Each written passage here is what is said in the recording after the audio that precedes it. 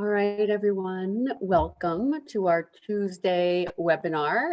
This week we are continuing on with a discussion on biophilia, and this is the last piece of this installation, which is featuring some of my very favorite people and led by Bonnie Baker, who is founder of Satteva, with Jennifer Walsh and Mickaela Grace. Thank you and welcome back, everyone. We're really excited to have you be part of the conversation today.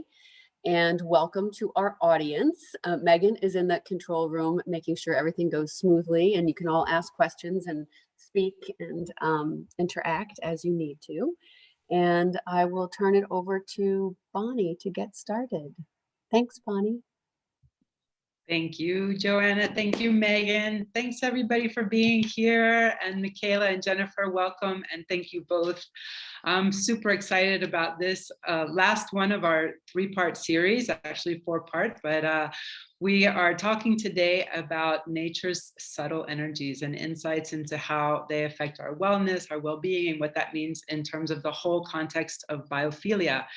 And so it's been such a fun journey. Hopefully it's the first of a longer conversation that we'll be having all around biophilia and what our connection to the natural world means and how we can bring that even more into the forefront of our lives. So today, again, I'm super excited to have joining us again, Jennifer Walsh. And many of you have already met Jennifer on our past sessions, but Jennifer is bringing a wealth of experience in her work with the beauty industry, the retail landscape, and most recently how she's been bringing a really phenomenal work and promoting biophilic solutions and promoting our connection with the natural world and how that really can affect our well-being and affect our businesses and how we can be educating each other on the effects of that.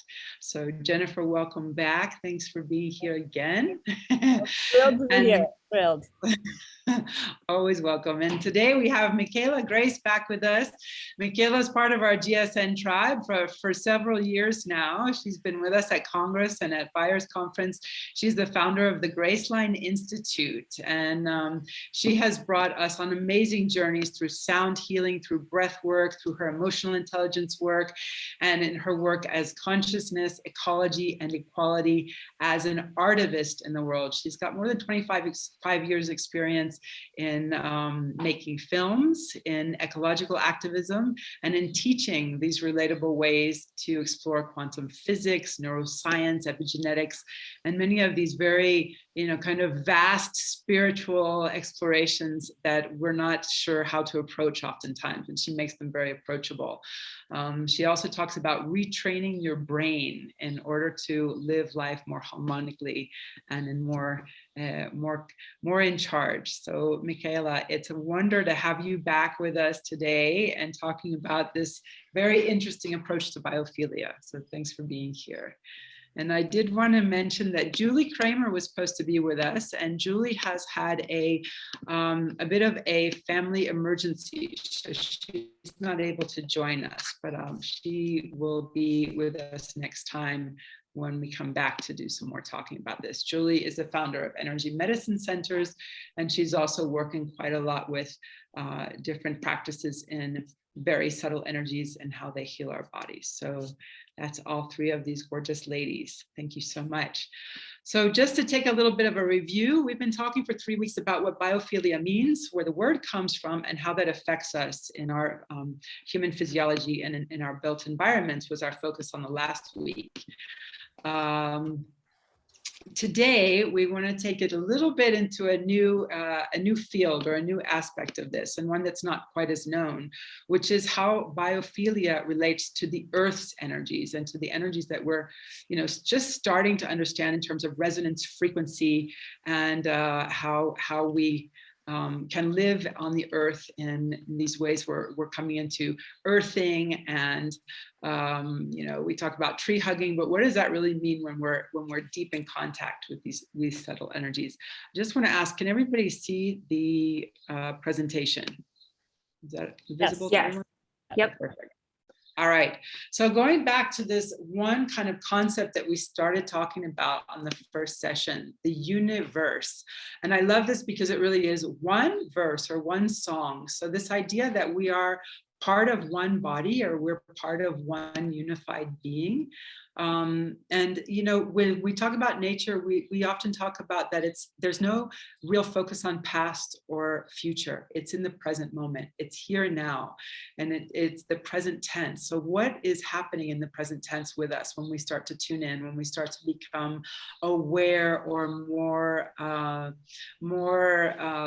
insightful into the world around us, when we start to use biophilia as a means for insight and communication.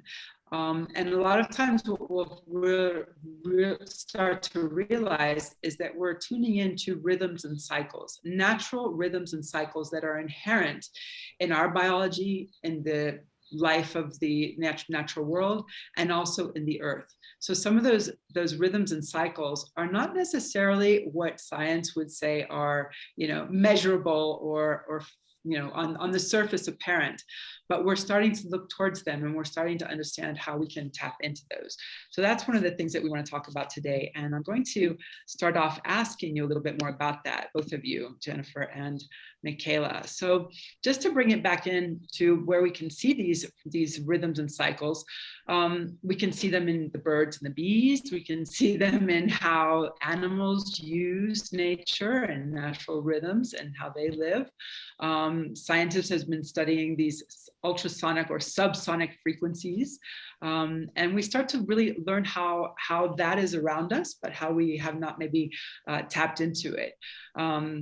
So we talk about brainwave entrainment. I know that's something that Mickaela has talked about quite often as well. And brainwaves are nothing more than electromagnetic activity detected on the neuronal tissues. So can you talk a little bit about that? Maybe Mickaela, I'll throw the ball over to you to begin with and say, what does this mean to you? How are we able to look at our own brainwaves and this kind of brain entrainment that you speak about? And the way that affects us in our own biology. Well, before I get to that, I want to just say one thing about the Earth, which is that there are energies, just like we can measure the wattage of a light bulb, or we can measure the volts of a battery. There are energies that exist that are very subtle, that we know as living organisms that we're sort of plugged into and generating power from, even though we can't see it in terms of like the light spectrum of what gets drawn in through the human eye, or our range of hearing, the hertz we can hear, which for example is very different than what an elephant hears in low tones, or what a dog can hear in terms of pitch. We all have the power at our fingertips of the entire world through the internet. And that we understand that there's Wi-Fi in this room that's allowing all of us to coexist in this beautiful educational format, right? But we cannot, through the ocular nerve, take in the fabric or the field, the electromagnetic field of the Wi-Fi. We're not seeing it with the human eye, and yet it is there giving us this brave, beautiful access to the world. And so when we're talking about, this sounds like, super nerdy sciencey stuff when we say, I'm going to repeat this sentence, brainwaves are nothing but electromagnetic activity detected in the neuronal tissues. So if you think about the fact that if you're watching television, a broadcast is coming from some other place, from a satellite in space onto your computer screen or onto your television screen, your brain is literally a neural network that is almost like a piece of hardware receiving signal that cannot be seen with the human eye all the time. And so there is great intelligence and great wisdom out there in the world where all of these different species are collaborating and existing and sort of hanging out in listening to the same radio waves and building technologies and intelligences and sharing it on a neural network and sharing it on a collective consciousness level through a living field, a bioelectric field, an ionosphere, right? Like that has ionic energy that we can draw from and pull into our own bodies. And so our brains are dialed into that. And a lot of us don't use them to their full capacity. And so when you alter a brainwave, and when you alter breath work, and when you get into a trance state, and when you can basically slow down either speed way up in high gamma, or slow way down into theta or alpha, you're able to just plug into this available network that's been there your whole life. And so you start having imagination or visualization or the resetting of illness that's always available to you. And I think that that might be some of the great stuff we talk about today. Absolutely. Fantastic. What a way to kick this off. I'd like to ask also for you, Jennifer, I mean, in the work that you're doing in the walking and, you know, being in this biophilic pursuit, how do you begin to understand this kind of brainwave entrainment and how, you know, the frequencies of the earth work on our physical and emotional well-being? Sure. Well, Mickaela so hit it like right out the park. It's so like when you actually put it down into that kind of specific nuances of how we become so separated from the natural world for so long that what's natural to us seems almost unnatural, which is wild when you think about it, because all these like similarities of how we feel in a space and place really resonate within our bodies, and we already innately know how we feel in a place because of those vibrations and because of the frequency. Yet for so long we're like, no, that's, we shouldn't feel that, that's not real, or it's too woo-woo, or whatever, you know, they wanted to call it for so long. But I'm thankful that I get to do these wellness walks when I'm in Central Park, or now that I'm here at the beach, and really kind of be present.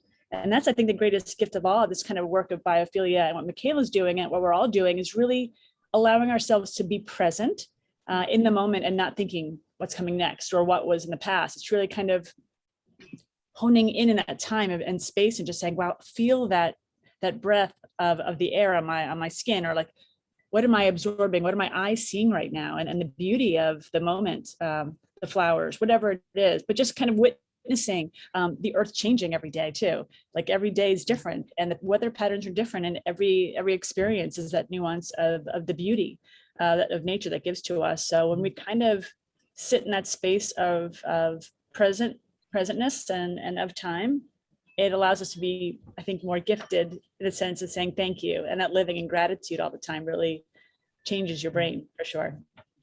Mm-hmm. Yeah, absolutely. That's the retrainment that we mentioned before. I just pulled this slide up again because for me, this is a big clue, the present time, you know, not being in a sense of the past or worrying about what's happened before or what's to come.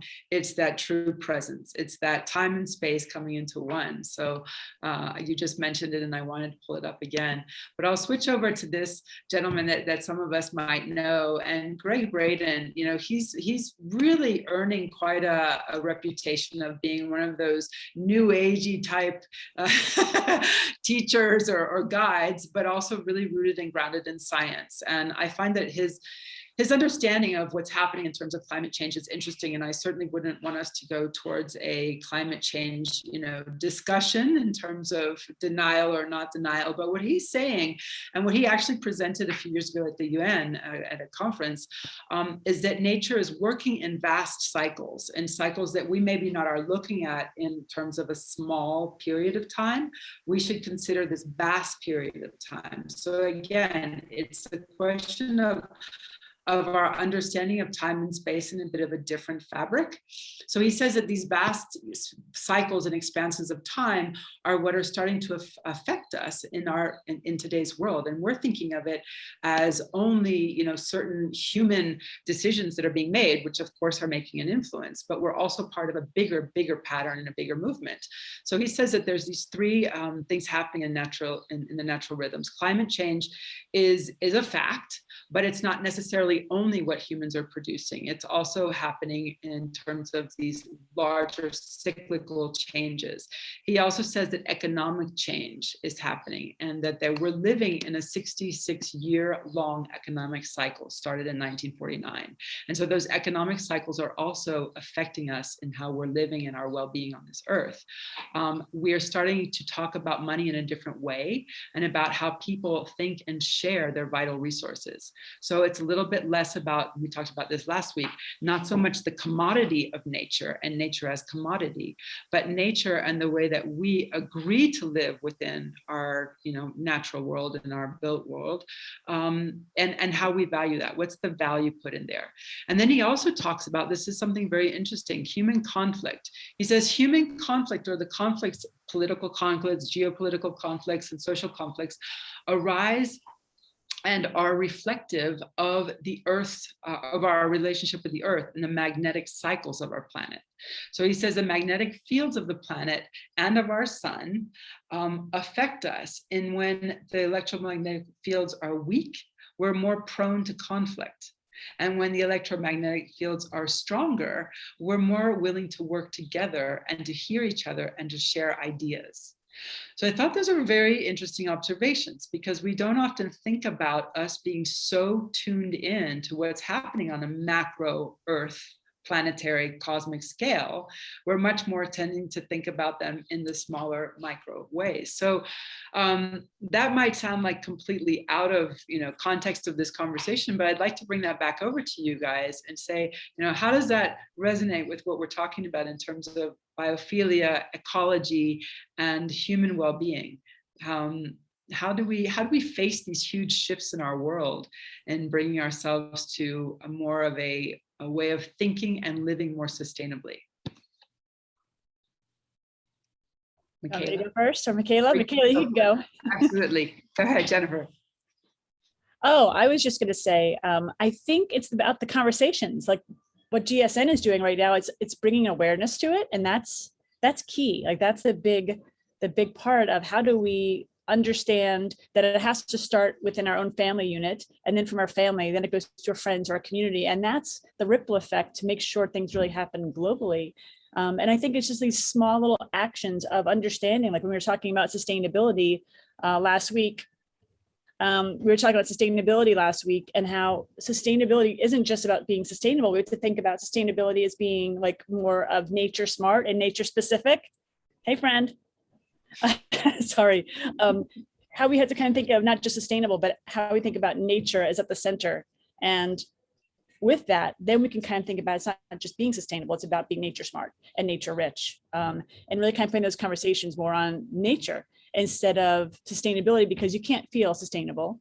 You can't feel or touch or smell or like, you just can't feel sustainability, but you can feel nature. So how do we put nature at the forefront and the center? And then everything from there kind of goes off. I'm going off on a tangent because I have so many thoughts about this. So I'll let Mickaela dive in. So there's 3 separate points I want to make that I think all like weave together to be the fabric of what Greg Braden at his heart is getting at. And so if you think about our basic relationship to certain things in nature, we have this, when we're not triggered, when we're not in duress, when we're not in survival mode, we sort of understand the logic and intelligence of symbiosis.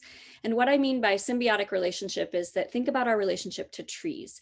I mean, it's this beautiful infinity loop where I breathe out and a tree breathes in and a tree breathes out and I breathe in, and there's no great animosity there.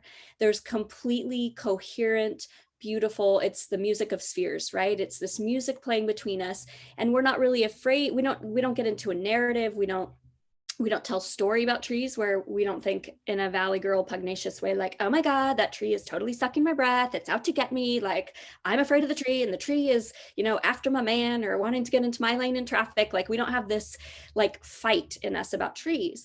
And so that's a beautiful relationship. And if you think about the cyclical nature of season, which coming back around to the great organized order and repeating Fibonacci sequence and golden mean and the great math and the sacred geometry and this organization of order that always trumps disorder that is going on in the cosmos, in the universe, in the galaxy, down to the earth, in each species, in each body. We have the same electromagnetic field and the same geometries around every single human cell and 100 trillion cells collaborating together in this body, as you see around every living thing around the earth. So these repeating subsets of data and information.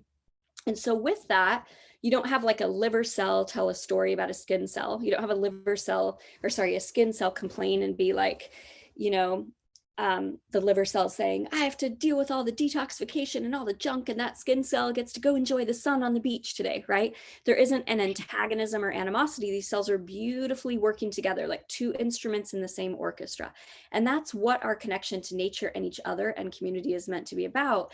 And so winter doesn't fight with summer, right? In these beautiful orchestrated seasons. And so what Greg Braden is talking about is that there are these great harmonics. Like if you pull back and you get this wider view lens of what's going on in the world, we see repeating data sets, which is fractalization, repeating subsets of information that are highly unified and connected, where climate comes back around in cyclical nature, economics and relationship to others and human conflict. And because we're electromagnetic fields, we literally know that even on full moons, there's more crime, right? We are affected by basically gravitational pull, and we're affected by emotion, and we're infected by pesticides and air, food, and water quality. And if you think about it, we have essentially a toxic load. And when we get up to our nose, right? And when we get so full, we don't know how to process. If you've had a really tough day at work, you might answer your child's question at dinner a little bit differently than if you had a beautiful, blissful day at work, right? So we all need these pressure valve releases sometimes to be managing and mitigating emotion and toxicity and chemical load and stress load, and you name it. And we see that the earth herself, as a living organism and a unified field, has these pressure valve releases where we want animosity, or those great tectonic plate shifts of rubbing against each other, just like you see riptides in the ocean coming against each other. We have, when you really get underneath it, an organization pattern that will make sense later as we move through the evolutionary and revolutionary development that happens in those times of perturbation, in those times of conflict and upheaval. And so we're going through a reset. We're going through a reset with social justice. We're going through a reset with wellness. And it's all beautiful in that wide view and super messy in the close-up view, just like childbirth, right? Like messy experience when it's happening, beautiful once you get a few days out of it. So I know that was all over the map with how to answer that question, but I think that these repeating rhythms and cycles have been a part of us since the beginning of time. Yeah. Oh, that was amazing, actually, Mickaela. I think it's fantastic. You've hit on some very important pieces in what you just spoke about. One of them is the fractal nature of our consciousness and our experience. And I'd love to go back to that. I know that's a really huge conversation, but just the idea that we are a reflection. So the microcosm, macrocosm, this kind of like, reflection of constants, repeating patterns, and the ability to feel completely connected on a very small or very wide scale. You also talked quite a bit about, our connection with the earth. And so I had this slide in here, and just the whole idea of earthing has become very popular, but it to me, it means so much more than just walking barefoot on the earth and what's actually happening under that barefooting and walking, connecting in through our different receptor sites into what's happening on the earth. And this is basically talking about what happens in our cortisol levels throughout the day when we've been able to be in contact, either through walking barefoot or connecting in somehow, whether they're higher without earthing and they're lower with earthing. So I'd love for you guys to address that a little bit, just because earthing is becoming such a kind of familiar approach, just like biophilia is coming out a buzzword now. But what lies under the surface there? And if we can talk a little bit more about, negative ions and what's happening with that, and what's happening with our electrical charges as we discharge throughout the day. So that would be my next question. Mm-hmm. Mickaela, it's all yours. I was not expecting that. I was like, I can't wait to hear what you're going to say. Go for it. You go for it. So I would actually love to, let's actually talk about shape before we talk about negative ions. So Bonnie, if you could throw up an image of the toroidal field. I just want us to get a visual of what's happening around our body and why earthing works. And I just want to stand as like a champion for all of us running these new wellness institutes and these organizations. Like, this is really not woo-woo. This is really spiritual sciences and ancient tradition meeting up with math and science in the most elegant way, because our consciousness is finally ready to bring all these systems and technologies together. So Bonnie just threw up, if you can scroll up to the top just a little bit, Bonnie, other way. So if you look at this shape, this is a repeating shape. Obviously here it looks like the tree of life, right? And we understand the ratios and balance of as deep as the roots go, you're going to have equal ratio as far as branches go. And we see this repeating shape. It's called a toroidal field based on the image of a torus. And every electromagnetic field moves in this rhythm, moves in this shape, and creates a shape. It is a harmonic shape, and it is a repeating shape with no end and no beginning. That's the most important thing to understand, which is what a fractalized subset of life is. There is no ending and no beginning. This body means nothing about your worth, right? This body is a bunch of borrowed minerals and salts and stardust, and all of these things existed before you and will exist after you. And you, the real you, is actually the consciousness animating that borrowed vehicle. And so this toroidal field is exactly what your body looks like in its electromagnetic field or its grid around you. And then the fractalization of that, the micro to that macro, that's exactly what every single healthy cell in your body should look like. And it's what everything in nature repeats as. It has these shapes, right? The same geometry. And so if Bonnie were to point with her cursor at any of the nodal points, the cross friction, anywhere going up to that yellow one, anywhere where those little fibers meet, we call that a nodal point in sound healing. It's almost like a cell phone tower. Think of it that way, that is just an instrument or a piece of hardware that's passing data through. And so if a cell phone tower goes out in Las Vegas, you don't really care if you don't live in Las Vegas, but if you try to make a call from New York to LA, then you care, because we need that tower to transfer information and data. And so this is this greater analogy for how much we need each other as human beings. This is what the pandemic taught us, is that we need everybody. We need the plumbers, we need the road workers, we need the people that pick our food, we need the mailmen, we need each other. So every single human is this vital cell, this living toroidal field that contributes to the whole. But so is every earthworm and every condor and every little baby fern uncoiling, right? That all of nature is contributing to this whole organized field. And so anytime that you have trauma that you have, and the body does not know the difference between a hangover, which is a form of chemical stress that we created internally, or a trauma or an accident or emotion, a paraben, a pesticide, a preservative, or 20 years of resentment you have towards someone that you think robbed you of your promotion, whatever it is, right?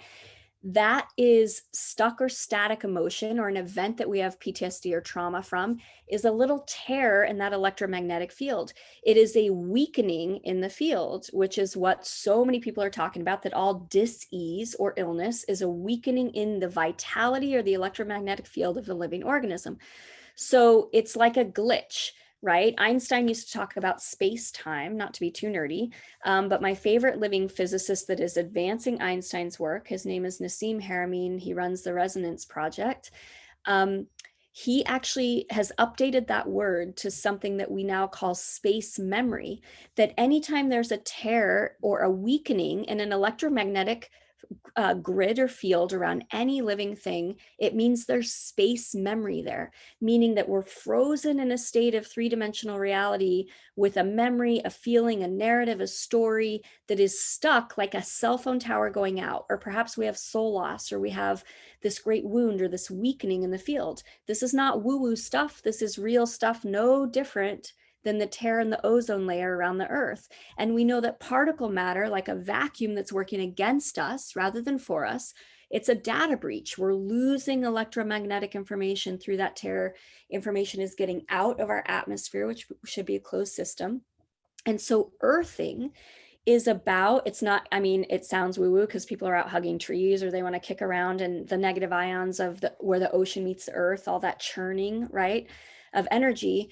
But all nature knows what to do when it is in alignment with self, right? When it is in alignment with its most natural order. It's like taking a piece of hardware back to factory settings. So when you're around the negative ions that are just available in a forest, that are available right where the ocean meets the earth and crashing waves, your body knows what to do as a living equal organism to everything else. And you just soak up that electricity and you put it to good use in patching some of these areas that have gone weak or dark or closed or have slowed down, right? And so everything in nature that is moving and alive is vital. Everything that is stagnant or slowing down, like pond water versus a high Himalayan melt or a high fast moving river, is vital. If it's fast moving, higher electricity, higher bioavailability for self-repair or reclamation. If it's slowing down and gets sluggish, then we're moving into states of decay. And that's really all that there is to, I guess, understand about earthing, is you're using your innate ability to repair yourself as a living organism equal to everyone else in the whole. Wow.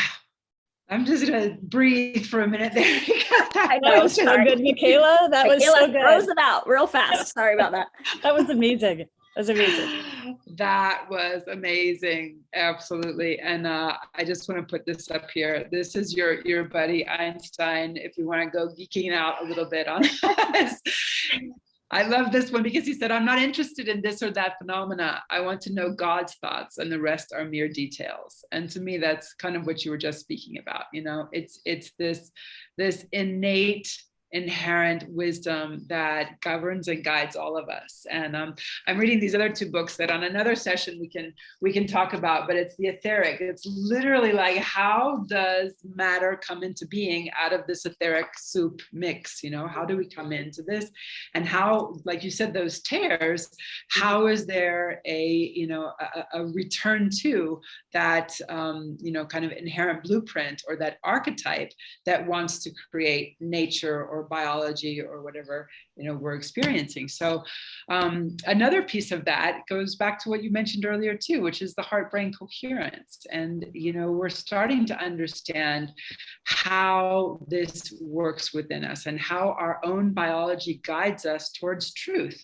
This is an area that I'm particularly exploring right now, and it does relate back to biophilia and many of these other wellness practices that we're looking towards. It's like, how do we identify this inherent compass that we have, this innate compass towards truth, towards goodness, towards vitality, and towards what aligns us? And I think that we're living in an age where we're being guided away from that. We're being guided oftentimes to not listen to our inherent voice, to not listen to what our design tells us, and we're living out of balance. But what in us creates the compass needle moving towards truth, or towards real true wisdom? So I'd love to ask either of you to talk about what is it that we're looking at with heart-brain coherence. We know now, and Greg Braden also has worked quite a bit on this, that we've got these 40,000 specialized cells in our body, in our heart, called the sensory neurites. And they're basically brain-like cells, and they're not in the brain, they're in the heart. And that gives us this ability to resonate and to have this independent thinking and feeling that's a heart thinking and feeling that can cause us a new way of self-healing, basically on demand, and intuitiveness on demand, and really our ability to create our own reality. So what do you think about that? I'll just say really quickly, I just love that it's resilience from the heart, because resilience is all about, like what Mickaela was just saying, it's all about healing. It's how do we become better? How do we become stronger, and also be more understanding of our space and place of where we are. And I love the heart and mind coherence, because there is such a practice to that. And so I always try and talk to people about, because people are always like plugging their earplugs in, and when they're going for walks, I always think, you're putting more technology into your body, and your body's craving, really just wanting that, the quiet, the breeze, and listen to the birds singing to us. The secret language of the earth is always speaking to our bodies. And that's what our bodies want, is a language of the earth. And we're so often, just told to put your ear set in and do this and listen to a podcast, listen to whatever music. I think that's fine once in a while, but I think our bodies and our brains are just craving that stillness, that quiet, that listening that we're always taught not to do. So like what Mickaela's work is really so profound, because it's so important to really kind of open up this world of opportunities to say, wow, the world is really speaking to us and wants us to heal. It's in our innate body to want to recover by touching the ground, by listening, and just by being fully quiet, if you can. So I'll let Mickaela take it from there. I know she has a lot to say, and I want to listen. Yeah.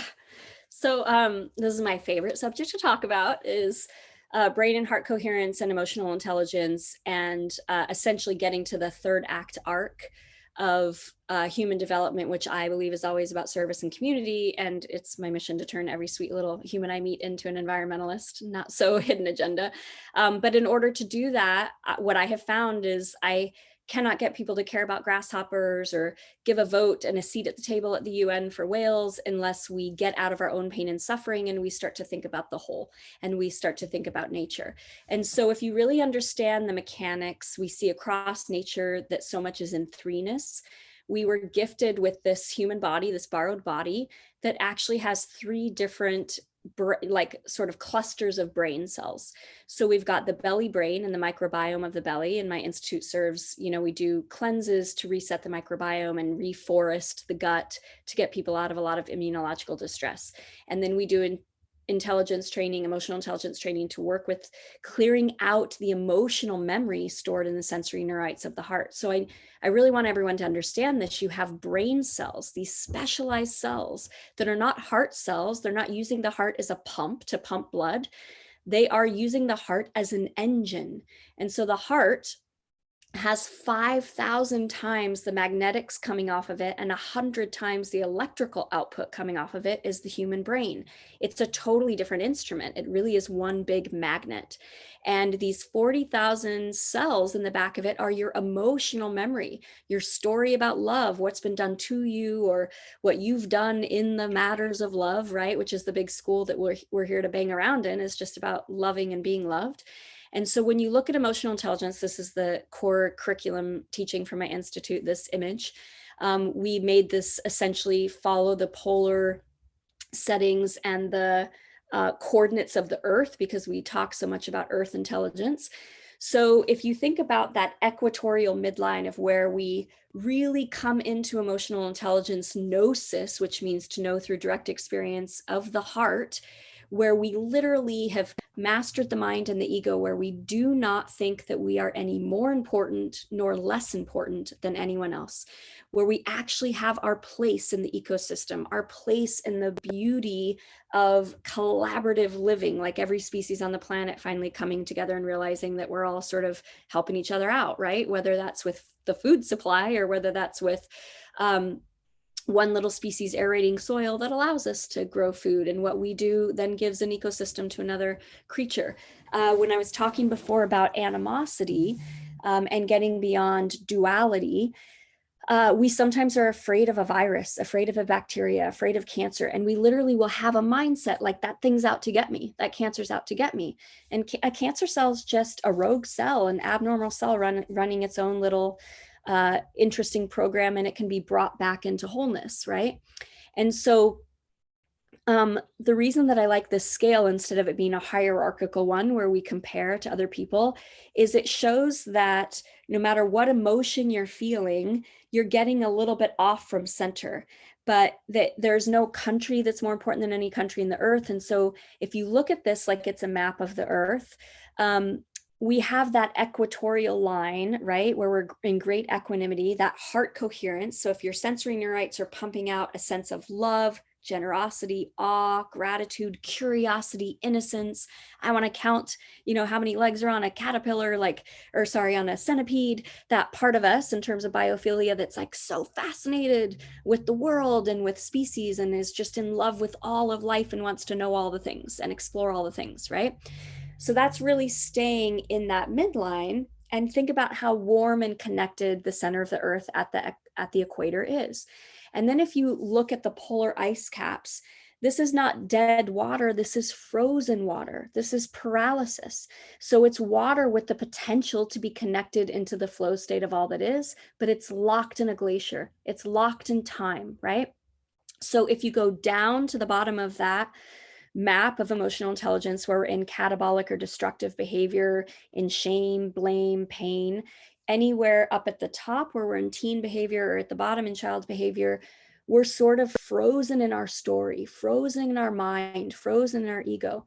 And so what we're doing as human beings is we're in the big show, right? The big banging into each other, experiential college plan to basically get as much education as possible. And we're here to experience all of emotion. There is no good and bad. There's no right and wrong. There's no red versus blue, me versus you. Everything's interconnected, right? Unified field, living, thriving field. So we're meant to experience every single human emotion, but basically be an emotional athlete with great recovery and great resilience, and to get back into heart coherence and that center line, to get back into that equatorial state and out of that frozen polar state. We're not meant to be in the coldness and the separation and the disconnection of those poles. We're meant to be in harmony. And so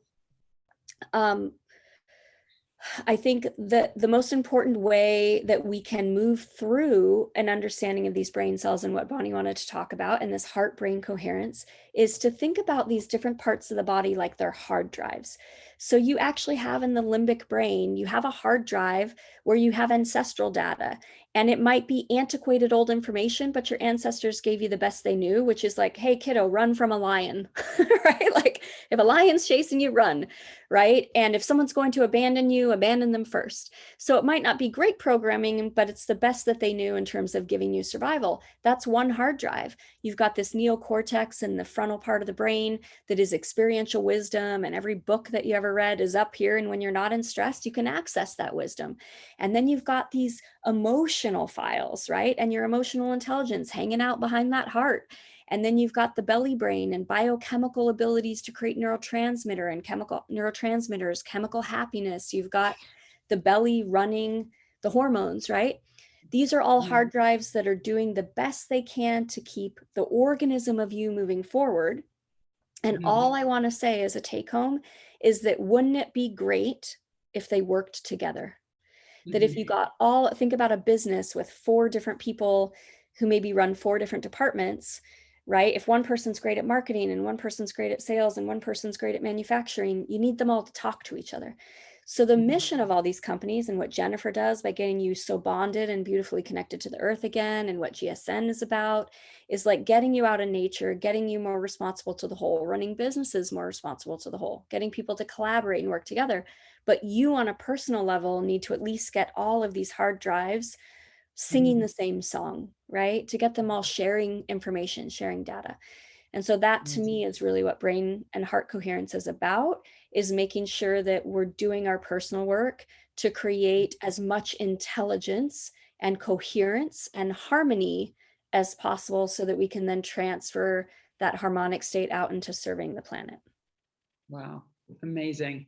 I'm letting you talk, as long as you want to, Mickaela, because there's always so much rich information there. But it really reminds me of Rudolf Steiner talks a little bit about the threefold human being. So for me, that's very much alive, and part of this kind of even ancestral wisdom is that we've got these 3 kind of centers, as you mentioned. There's the gut center, the metabolic motor system.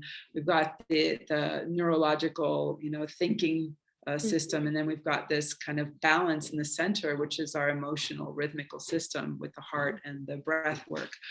So being able to tap into all those and have them work in a cohesive way, in a collaborative way, it really speaks to, the individual experience, but then coming back into a social experience and a social threefolding, and then back into an entire, ecologically and earthbound experience. And it's interesting also because Nikola Tesla, and I did have something up here about him, I don't know where I put it, but he talks about if you knew the significance of 3, 6, and 9, you would have the key to the universe. And so again, going back to the idea of the mathematics and the music, the harmony of the spheres, the music behind, the frequency and the vibration, it's a silent universal language that needs to be learned and read. And so I think as we start to get closer and closer to understanding biophilia, ecology, our relationship with the earth as a living being, this will start to take on much more importance, and our understanding of music and math, the mathematics behind it all and how it works together, that different languaging will be so important.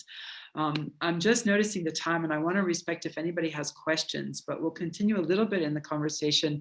Just going into, you mentioned the field, the biofield, the morphic resonance field and things. The work of Rupert Sheldrake comes up quite often in terms of talking about the web of life and many of his other other books. But, you know, he talks about morphic resonance and a way of explaining kind of the repetition of forms and how life on Earth continues to evolve, and, you know, not through a Darwinian way of evolution, but through this more kind of like collective memory principle. And how when we do our individual work, like you just said, when we begin to work on this inner awareness, how that contributes to the morphic field, how that contributes to a new collective memory, and then we change the outcome in the long run. So any commentary on this piece? on how the individual creates and contributes to the whole. Is that Jennifer? Jennifer, me, anyone? Go ahead, Mickaela. So what Sheldrake is really speaking to so beautifully is that the field is alive, and that we have actually the ability as every species to communicate as a collective consciousness. And so he did beautiful studies to prove that dogs know when their little human is going to come home, and that there's a telepathic bond and connection between animal and human, even though we speak different languages supposedly. And that's about the subtle energy between us all. He really beautifully studied the intelligence of plant life, and that plants are alive, and that they will literally take energy from one area, and they operate as neighbors and a whole neighborhood, and will give nutrients to what is the most needed. And the largest living organism on the planet is a grove of aspen that are completely alive and interconnected. And I have a beautiful little story about a farmer in Ireland who personally had his own experience with this, where he absolutely was sick of chores and would trim the same hedges over and over again. And one day just got so tired of it. And he's not a woo-woo talk to the trees kind of guy. He was just super lazy, right? And he went out and said like, just tired of cutting you all the time. Could you just not grow right here and I won't have to cut you, you know, like just sort of like giving this command or negotiation or communication to these hedges, and they stopped growing, right? And he didn't have to trim them, and they sent all their nutrients elsewhere. And so you see how alive there is morphic resonance. So Rupert Sheldrake talked about the morphogenetic field, which is that we're even sharing genetic data, epigenetic data, which means the environment is telling the genes what to do, not the genes controlling the environment. We actually have, right? So there's all these scientists that are doing beautiful work out there, and that we're able to communicate with each other in that field. We're able to get downloads in the field. We're able to, with imagination and creativity, you know, have these great visualizations that come in. And if we're not going to go make that art or have that big idea or build a new business or invent something and patent it or whatever, from getting that download or that dream, it'll just go to the next human, and someone else will bring it into the field, because we're interconnected, and these things are meant to be birthed because we're a living consciousness evolving together. And I know you wanted to talk today about the Schumann's resonance, which is basically you know, a song, a literal song, 7.83 hertz coming off of the earth, that is playing around the earth. I'm not going to get too much into lightning and how it's all started, but it's available electricity. And a layman's way of understanding what the Schumann's resonance is it is literally the heartbeat of the earth, the song of the earth coming from the core, providing bioelectric and ionic availability for power, right? And we can draw that in. It's the power of earthing. We can draw that in and reset the grid and take disorder back into order really easily. And so someone like Jennifer, who's taking you out, you know, onto the earth, whether she's doing that with you barefoot, or whether she's saying, have you stopped and not looked at a screen for a minute, and can you hear this bird song and take that in? You have a consciousness that has been informed many, many times, and can literally use, because everything alive on the planet has sound wave to it, is sound and light coming together in organized, gridded up geometry. We can actually, when we get a little wonky and our math is off and our geometry is off and our mood is off, we can actually draw from that field to reset. And so all these scientists are sort of proving what spiritual leaders and thought leaders and artists, to be honest, that's why my team and I call ourselves artivists, is we're art activists, that we're just trying to live our greatest version of self and our art in the world. We're not calling ourselves experts. We don't think we're better than anyone. We're not doctors. We're getting out of that, like, you know, guru student teacher disciple kind of relationship to realize there's great laterality out there, and we all need each other, and the earth is our greatest teacher, and each other, we as each other informing each other, we're all our greatest teachers, and that we can really reset through connection, essentially. Absolutely. Well, this has been extremely enlightening. I love what we're doing, all of us together, and you both especially. And Jennifer, I wanna put it back over to you, because I know you've been a little more quiet here than normally on our Mickaela conversation. has so much data and info that I'm learning from Mickaela, and I love it. So I'm very happy right now. I love a good day of learning. I love that. Well, we've got just a couple more minutes on the show today, the webinar, and I want to see if there's any questions from our participants. I've got a couple of people here just really commenting on the rich and energizing conversation. Thanks, Kim and Colliers in Montana, and to Christy, who said brilliant conversation. I think this is a conversation that is essential. I think it's a conversation that we're just scratching the surface, and we've said that throughout this series, is that this is just an intro. It's just a opening up of a conversation, but more planting the questions that we can continue to explore together. So being that this is our last one of the series, I look at this as more of like the end of the introduction, and now we can take the conversation maybe to a deeper level and continue to ask some of these questions and to delve into it. So, it definitely does not stop here. Let's see if there's any more questions. This is the intro. Okay, we can definitely bring some more. I would love that. I think we would all love that. I want to just give you guys a minute to talk a little bit more personally about what you're doing. For instance, Jennifer, with the Biophilic Solutions and with the Walk with Walsh, how can people be involved? How can we get closer to the work that you're doing on an ongoing basis? And Mickaela, talk to us a little bit about the retreats that are coming up and all the emotional intelligence work that's coming through, because I think that's where we can really go deeper into these and bring it into our communities, into our lives, and begin to live in a new paradigm. Yeah, Jennifer, go ahead. We have a podcast called Biophilic Solutions that I recorded with a woman named Monica Olson, and the conversations are just profound, like this. Like they're just, we learn so much from each other. So again, like you're opening this doorway of conversations that we are all interested in.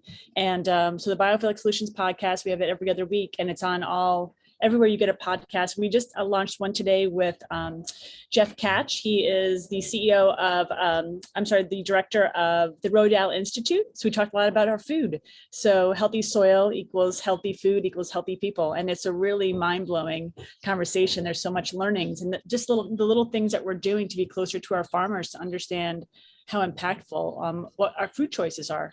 And just going to our local farmer really helps. So we do a lot of that. And the Walk with Walsh is really getting people outside.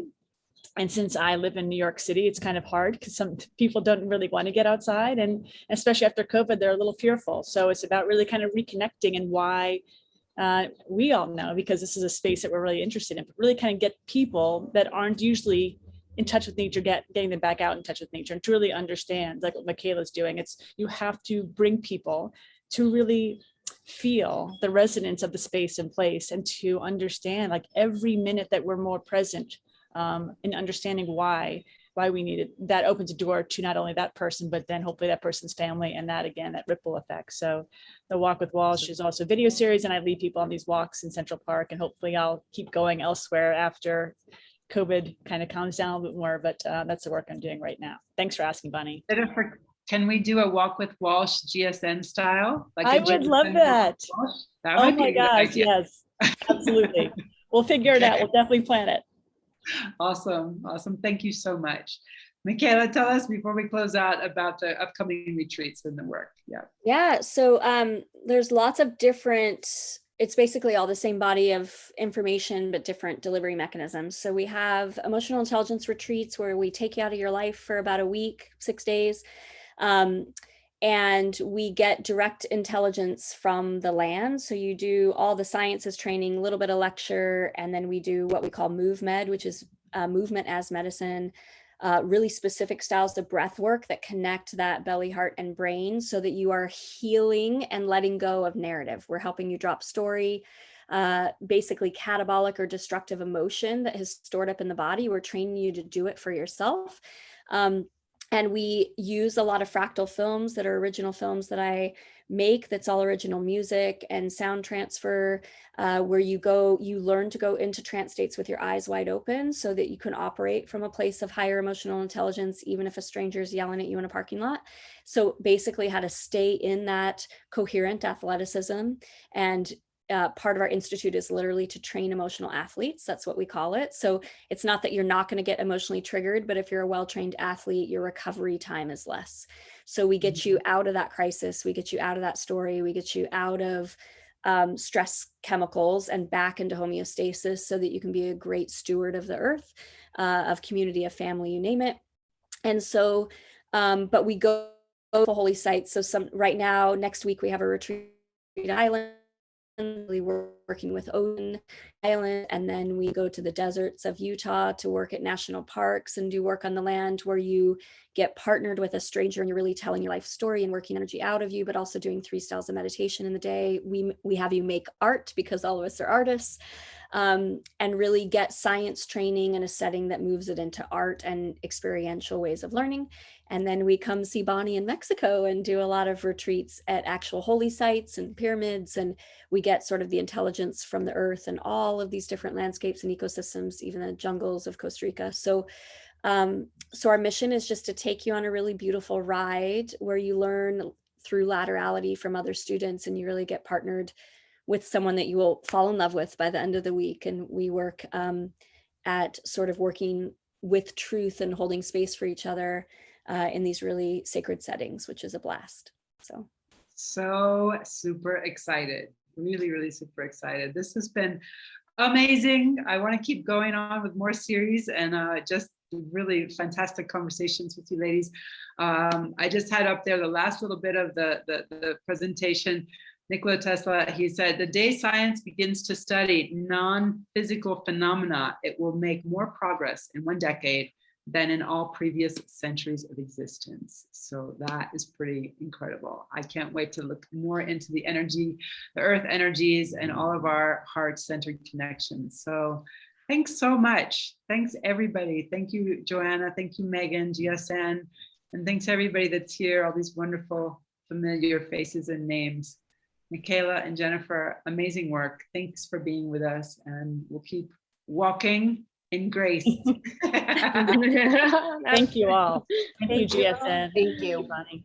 Thank you, Bravo, everyone. bravo. See you soon. Bye. Thanks. Bye.